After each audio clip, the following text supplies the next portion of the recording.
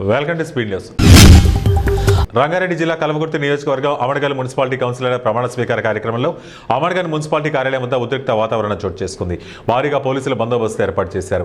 13వ తేదీన ప్రకటించిన మున్సిపల్ ఎన్నికల ఫలితాలలో 15 వార్డులకు గాను బీఆర్ఎస్ పార్టీ 8, బీజేపీ 6 స్థానాలు, కాంగ్రెస్ పార్టీ 1 స్థానంలో గెలుపొందారు.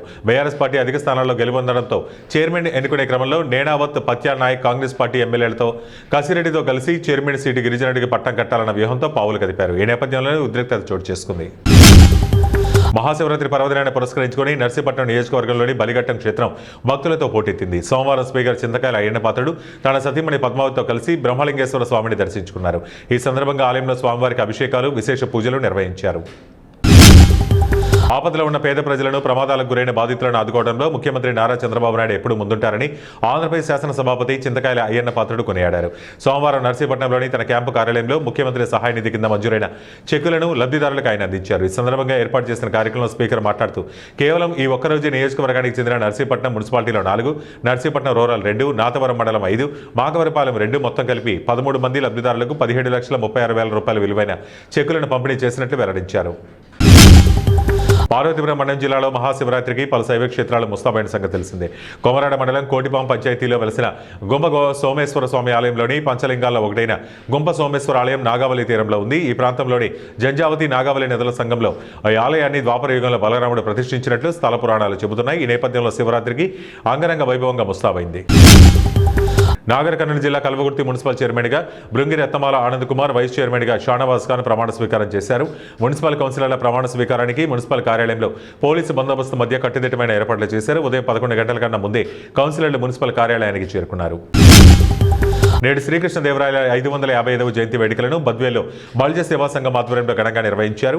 ఈ సందర్భంగా నెల్లూరు రోడ్డులోని శ్రీకృష్ణదేవరాయల విగ్రహానికి పూలమాల వేసి ఘన నివాళులర్పించారు. ఆయన చేసిన సేవలను కొనియాడారు. రాబో కాలంలో కృష్ణదేవరాయల భారీ విగ్రహం ఏర్పాటు చేయనున్నట్లు తెలిపారు. రాష్ట్ర సమగ్రాభివృద్ధికి దోహదపడే విధంగా రూపొందించిన బడ్జెట్పై చిర్రి బాలరాజు హర్షం వ్యక్తం చేశారు.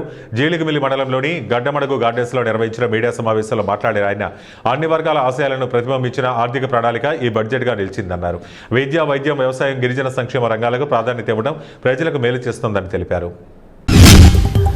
కార్యకర్తల అభివృద్ధి కోసమే మై టీడీపీ యాప్ని నెల్లూరు జిల్లా పాలసముద్రం మండలం టీడీపీ మండల అధ్యక్షులు తాళ్లూరి శివ అన్నారు. సోమవారం పాలసముద్రం మండలం ఆమోదాల పంచాయతీలో మై టీడీపీ యాప్ పోస్టర్లను కార్యకర్తలతో కలిసి ఆవిష్కరించారు. ఈ సందర్భంగా ఆయన మాట్లాడుతూ Gangadhara Nellore MLA doctor VM Thomas ఆదేశాల మేరకు మై టీడీపీ యాప్ పోస్టర్లను ఆవిష్కరించడం జరిగిందన్నారు.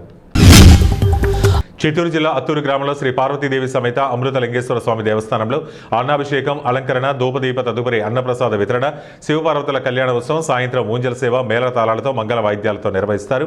మహాశివరాత్రి వార్షిక బ్రహ్మోత్సవాలలో భాగంగా తిరుమల తిరుపతి దేవస్థానం, హిందూ ధర్మ ప్రచార పరిషత్ మరియు అన్నమాచార ప్రాజెక్టు వారిచే కచేరీ మరియు హరికథ ఏర్పాటు చేశారు. కడప జిల్లా బద్వేలు పట్టణంలోని తెలుగంగా కాలనీలో శ్రీ దత్త సాయిబాబా ఆలయం ప్రాంగణంలో వెలిసిన శ్రీ శ్రీ అయ్యప్ప స్వామి దేవస్థానం, శ్రీ లక్ష్మీ సమేత ఆనంద పద్మనాభ స్వామి, పార్వతీ సమేత ఓంకార స్వామి ఆలయంలో తెల్లవారుజాము నుండి ఆలయంలో వేద పండితుల ఆధ్వర్యంలో వివిధ రకాల ప్రత్యేక పూజలను అంగరంగ వైభవంగా నిర్వహించారు.